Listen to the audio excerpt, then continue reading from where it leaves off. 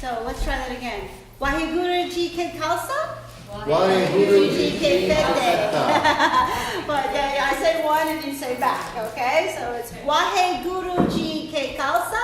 Waheguru Ji Ke Khalsa. Waheguru Ji Ke Fete. Waheguru Ji Ke Fete. Oh, it's great. Opens up a great conversation. Everybody's treating you wonderfully. It's so nice because someone feels heard. And that's something that's so important to all of us. Feeling heard and knowing that somebody knows something. You don't have to know anything else, just something. And it's nice. At the end of our service, we do peace words and greeting words. And the word that we use from the Sikh tradition is Guru Raka. So that's the Guru is great, and that's like the peace. Peace comes what? Peace comes when we're connected, right? So today is a celebration of Guru Nanak, who is the founder of the Sikh tradition. And like all founders of different traditions, they never intended it that way. They weren't out there to start a new fad. They were just there seeking for themselves, within themselves, what truth lied within them. So Guru Nanak was around the late 1400s. And what was happening in what we call our history in the 1400s, late 1400s. Discovery of the New World. Right? 1492. Right? Right? That's what was going on this side. Right? So now on this side in northern India, right, in Punjab, there you have Guru Nanak, who's there. He's from a wealthy Hindu family.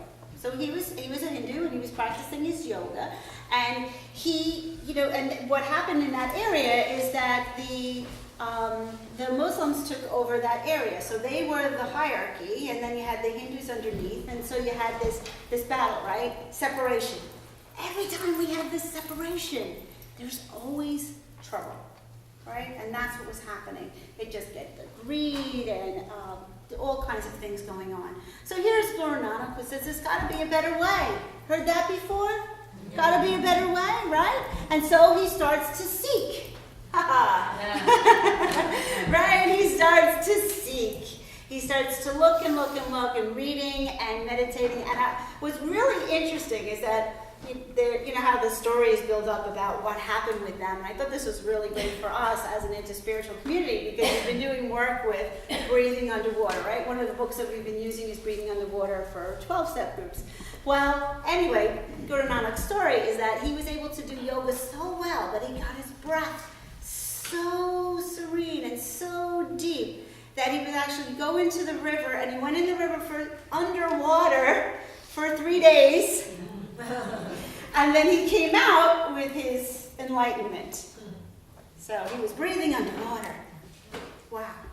Tying it all together. It's these threads keep coming in and out with all these different things that are going on.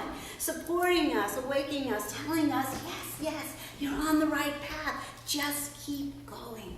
Just keep going. Because what happens, and what's happened all along, and this is my opinion, they stop. We stop. We get caught up with cultural identities, and we get caught up with rituals and dogma and doctrine, and we stop. Interspirituality is not about a new religion. It's not about naming yourself something. You don't have to label yourself something. You can. I remember one time I was at the temple in Queens, and we were sitting there, and for those of you who know Reverend Andy and I, we were there, and there was a statue of Durga. And we were just like, oh, do you feel inspired? We both felt inspired, and we started doing chants to Durga, and we were around Durga. We just had this wonderful time. And people came up to us and said, oh, how long have you been Hindu? We go, today. And we were. For our deepest being, we were that, for that moment. And it was great, and it uplifted us, and it connected us. And that's what life is about, and moving along with these things. And that's what Guru Nanak, he came out of that river and he said, this is ridiculous. There's separation over here. Everybody's equal. That's why they wear the turbans, right? One of the reasons why they wear the turban is that you're not subservient to anybody. You are the master of your own domain. And where is the place that you need to be master of the most? Between your two ears. So that turban is wrapped tight. To let you know. And that goes back to talking about, right, the ego and the mind and the power of now, and coming back to your own mind and doing all these things. The connections are there. It's all interconnected. It is amazing. It is amazing. So he comes out and he says also everybody's equal and you've got to be helping each other. If you are ever hungry anywhere in the world and there is a Sikh Gurdwara, because that's the name of the temple, a Gurdwara, you know you're going to get a great meal. For nothing. Just go in, they're going to feed you. That is one of their basic requirements, that everybody gets fed. The Parliament of World Religions, every time that they first come in, their first priority is to set up langar. And they set up these tents and their long things. They don't worry about anything else. They don't worry about, who's going to worry about their religion or what you're going to know. They want to worry about that everybody gets fed. And everybody gets fed equally. It's interesting because everybody sits on the floor. Everybody sits on the floor and they line them all up and everybody's served. So everybody is equal. He came out of that river and he's saying everybody's equal. Men and women. He was talking about women's rights. Right? But we're worried about Christopher Columbus, and all that crazy stuff that was going on in Europe, the greed, everything that was going on with that. This is where he came from. That's divinely inspired. And he used the terminology, the guru. The guru is God, right? Because the yogis would chant to the guru. He said, don't chant to a person, chant to the divine. Go higher. Don't stay here. Go higher. Go higher. But that going higher means going within first. So that you can make that connection and go up. And one of the ways that he said that helps us to go in and to make that connection and to go higher is through, as Rev JoAnn said in the meditation, is saying the name, chanting, is Ekankar-Satanam. The truth is eternal. The truth is eternal. And just it's saying that over and over. Ekankar-Satanam. Siddhi Guru. The Guru is the truth. Is that oneness, is that connection. And as we say that, then we are uplifted. So it's that chanting, it's moving, that energy, that vibration, and not staying stuck and stagnant. And if you go to a Sikh Gurdwara, you'll go in and you would sit on the floor of these beautiful buildings. But that's the way you do it. And you sit on the floor and they will chant from their holy book. Because what happens is that after Guru Nanak, they had 9 more gurus, but then they said, we'll put the teachings in there and we're good. And they just read the book now for all the teachings. And the book becomes the sacred guru. But don't we have books that become our gurus? Don't we, if you want to know something, I know every time I'm looking for something, an answer, and I ask a question, I go to my shelves and I grab a book, open it up, it's the right answer, right? That these sacred books, they have answers. They have this information to give us. It is so cool. And it works. It really works when we put it all together. So he says to do that. And so when you go to the Gurdwara, everybody is chanting. And what they're chanting is the different, what we would call the different stanzas or anything out of the book. But I wanted to read to you one of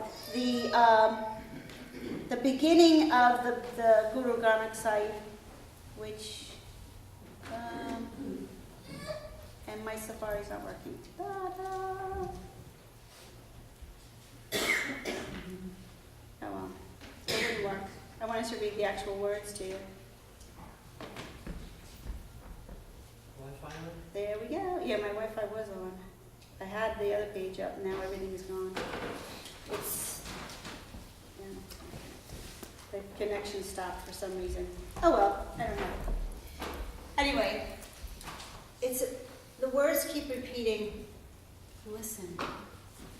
It's in listening that I hear the wind and the trees. It's in listening that I know the truth that is around. Obviously, I'm paraphrasing. But it's that kind of wording that goes on. And it's constantly listening. It's through listening. It's through listening. And they sit and they listen. to all of it being chanted and being said, and the energy is there, and they'll sit for hours just listening. That truth is eternal. And what he said in the beginning too, is he said, I'm not Hindu, I'm not Muslim, I'm not of any tradition. Oh, I've heard that before. But those are what the great ones say. They recognize, step out of that. Step out of, we were doing the new earth, and we're talking about that the psychodynamics of the ego and how it labels us and how we connect to that and we empower that. People get very emotional about, this is who I am, and they've connected their emotions to it. Well, again, that's part of building a wall around yourself. Your spirit doesn't need a wall. Keep it loose. Stay in the vibration. Let the music carry you. Let the words, the chants move you and uplift you. And be a part of all the grace that he's talking about. Be a part of the Guru's grace. Those ahas, those yes, those interconnectedness. All of us equal. And anytime people come into our lives and there is this discord, know that when you can come back to centering yourself, your vision of them will change. And it's always about coming back to me to change what I see out there. So that comes only with the Guru's grace. So, another fun thing that happens in a Sikh Gurdwara is they're very passionate. They were tortured and tormented. Obviously, a lot of their symbolism. You'll see they have the here we are here, right? And they are the swords. They do carry a sword, but that is again because they are in charge. They are the ones that have to protect. You have to protect. You're in charge yourself, So, but they do have those little daggers that they carry with them. But they were very, very much so tortured. Their gurus were brutally killed through a lot of different things. But they prevailed. And I'm truly grateful for them being here and for the information that they give to us. And I was hoping that Raj could be here. Raj Singh comes once in a while to talk to us about Sikhism. But I hope that you can know that there's beauty in all the traditions. And it's so important that as we learn and see that everybody's just like us. Everybody's just like us. We're all seeking. All seeking. So, Sone Boita! And the answer is Sat Shri Akal! When you go into a Sikh Gurdwara, you'll hear. Somebody likes what you say, they go, Sone Boita! And then the whole congregation goes, Sat Shri Akal! It's a good thing to say, it's a good day to say it. And so it is.